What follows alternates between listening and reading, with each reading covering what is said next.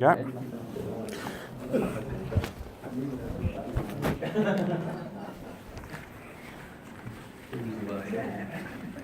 Yeah.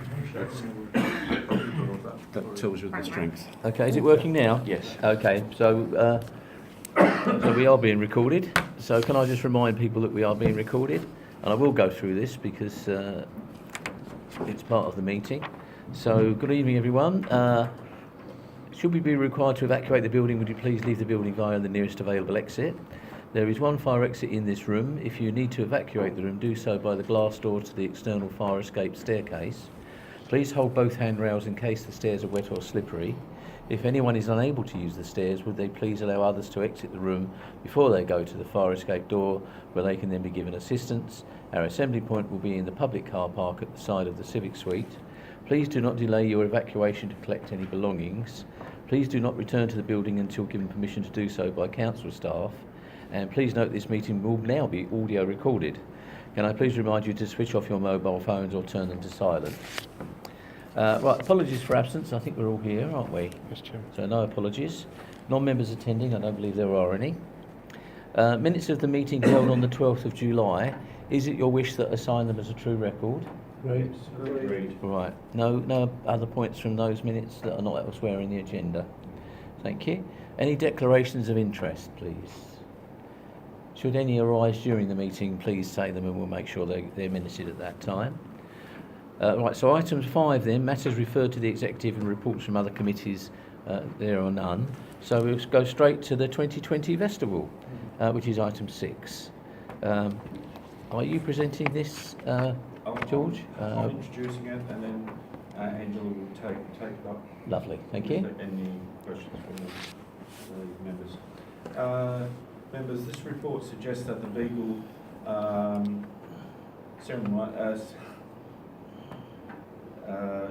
ceremonial is the beginning of a... Sorry. All right. No, I just got blurred. Thanks. Is the beginning of a month-long series of festivities, which celebrates a number of other equally auspicious anniversaries throughout the district. This will be the Discover 2020 Festival. The report proposes to establish a tourism forum which will oversee and curate the Discover 2020 Festival as the first step in building a tourism strategy for the council and the visitors economy for the whole of the district. The tourism forum will be the partnership between the council and partners across the business and voluntary communities, and a launch event has been set for the 11th of October, which will be the first opportunity to work with these partners and agree the details of the Discover 2020 Festival. This launch will be held at the Freight House, and invitations have been sent out. This is not about the council taking over or funding the Discover 2020 Festival by itself. The festival must be a partnership with colleagues from business and volunteers, but it is about the council being the catalyst for the development of a visitors economy which benefits our residents and our businesses. If members so wish have any questions, the strategic director will be pleased to answer them. Thank you. Yeah. Right. Anything you wanted to say, Angela, before we ask any questions? Just to say that you will be aware of the Beagle project, which has been germinating for some little while. That report, or a report about that project, will be coming forward in due course. But it's intended that will be essentially the launch event of this month-long of individual projects. These individual events will be owned by the communities and the businesses and the voluntary sectors that will operate within those communities, and that we will facilitate and catalyse those, but not necessarily run the thing as if it's a project in its own right. Okay, thank you very much.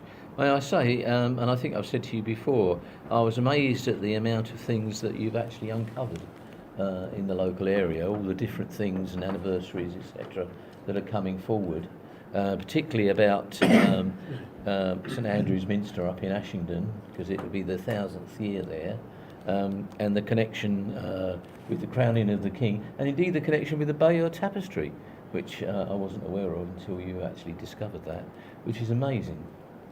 So, you know, I'm really pleased with that. And it goes back to the things like Canewdon witch trials, etc., which, you know, the infamous things that have happened locally and some of the smuggling, etc.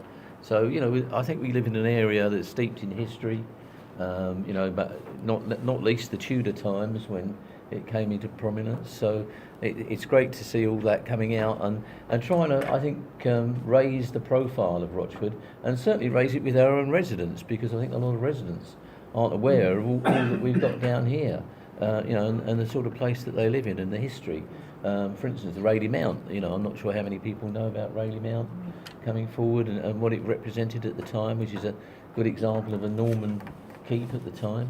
So, you know, it's you know, there's lots and lots of examples. Anyway, any points anybody wanted to raise, please? And I think, One small one. please, yeah. Yeah, I'll have to be careful as I'm talking because I've got a dental problem. Oh, go careful. So I'll be careful. Just a couple of things with regard to Rochford Hall. Again, it's the 125th anniversary of the founding of the golf club there. And just wondered if you had conversations with Rochford Hall with regard to the festivities that you were talking about. Have you managed to speak with them? I've made contact, and I haven't actually managed to catch up with Tracy yet, but she's on my list to get over to the office. Just something on Rayleigh Mount, which is what I thought was really interesting, which is not in here at all, but maybe. It was the home of Queen Philippa, who was the wife of Edward I, the Hammer of the Scots. Did you hear that song? And he was the gentleman who, the king, who was in charge with regard to battles of Crecy and Poitiers, and apparently, as far as I can understand, the levies that came down from the northeast, with Sunderland in that area, would have been camped around this area, and the masters of arms would have been helping, you know, to train those men before they probably just, you know, went off by Tilbury.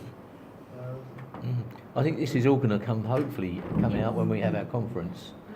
You know, we can get some real detail in that. Yeah. And I think that's for me is the really strong learning point, is that individuals have huge pockets of knowledge and expertise that we couldn't even begin to try and capture all. So that's why it's a sort of grassroots bottom up And what makes that even more interesting to me is that one of the handmaidens of Queen Philippa, her name was Anne, she became the wife of Geoffrey Chaucer, who was a visitor here, and who would have been a visitor here, because he was courting Anne at the time. And so Chaucer would have been in this area as well. And so it goes on. Yeah. Well, I study history.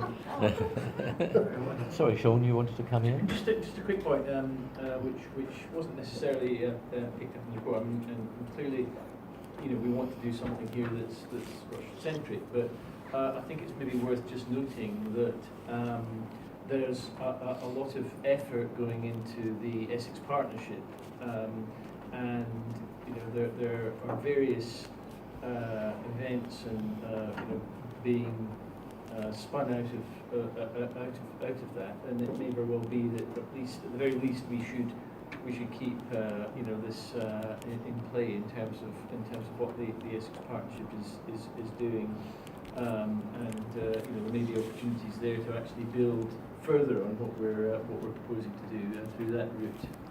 Absolutely, yes. The only did you want to raise? Yeah, just a very minor point, really. In 3.31, it mentions the 100,000th anniversary of Ashington Parish Church. I think that needs to be corrected. It's a minster. It's not a parish church. Yes, it's called. It's interesting because it's referred to in a number of different ways, but it is technically a minster, but it is. Yeah, fear of upsetting the people of Ashington. I think we just. Oh, I think a minor correction. they'll put up with that. Don't worry. The only other thing I was going to say is that if we are planning any events, Clearly, there are many grants available out there, various things, and clearly we need to make sure if money or help is available, or even sponsorship is available, we really need to go down that route as best we can. Yeah.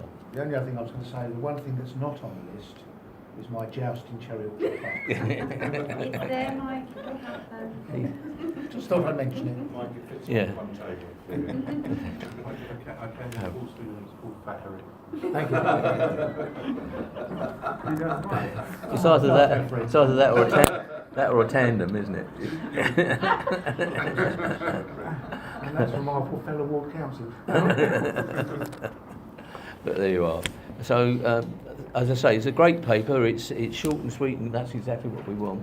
But let's hope we can get a real sort of diary going and make sure that we